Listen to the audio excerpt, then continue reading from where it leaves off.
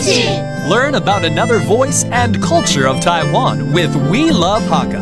现在就让我们加入客家风情，一起发现客家之美。2020台灣電飛2月12到23日桃園舉辦，駐點就喺桃園高鐵站對面。唔單止做得看到正嘅發展，也做得順勢去了解桃園特殊嘅客家文化哦。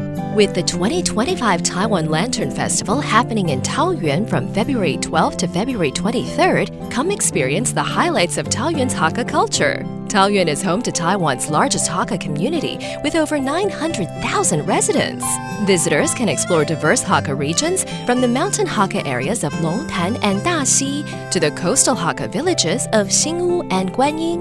Don't miss the flavors of Hakka cuisine featured on the Meet Hakka website, offering a taste of tradition and innovation. Celebrate Taoyuan's Hakka heritage at the 2025 Taiwan Lantern Festival. Hey, what's up? It's time to talk about Hakka here on ICRT. Hello， 大家好，我係邊個 Leo。Hello， 你好，大家好，我係 Joseph Lin。我听你讲桃园，一定是在介绍台湾灯会，对不对？对。这事隔9年呢，又重新回到桃园了。我们 ICRT 在这边做直播，所以非常熟悉哦。今年有2大展区，5大主题，那各种大小的花灯啊，超级漂亮的。对你讲花灯，我就来介绍一下，今年的主灯不是用生肖来呈现哦，是用这个抽象符号。另外呢，我们的主视觉也跟客家有很大的关系哦。这个主视觉叫做光聚千堂串桃园，拱七前堂穿头耶。哎呀，这个皮糖就是客家人的说法嘛。然后桃园很多的皮糖，所以呈现出来客家很多的各式各样的风貌。没错，桃园呢算是台湾地区可能客家人口最多的地方，对不对？对，在这里啊，一定有很多的客家的美食可以来吃吃看。没错，这一定要好好去品尝，用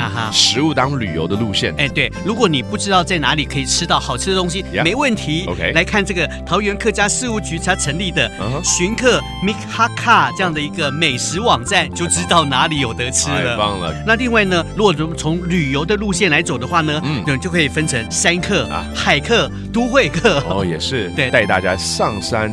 下海没有到下海，但是去海边，然后城市来旅游一下了，非常棒。All right, this is great, very abundant. Let's teach you some of the phrases that you should learn about the Taiwan Lantern Festival, including 台湾灯会怎么说？台湾灯会 Taiwan 灯会 is the Lantern Festival. Taiwan obviously is Taiwan, and then it's the year of the snake. 蛇年。煞年 That's the year of the snake. 煞就是蛇了。对。All right, and there you have it. Happy New Year to you, and thank you so much for listening to Talk About Hakka. 什么太嘎？俺是谁张来了。客家风情由客家委员会监制。 We Love Hakka has been brought to you by the Hakka Affairs Council.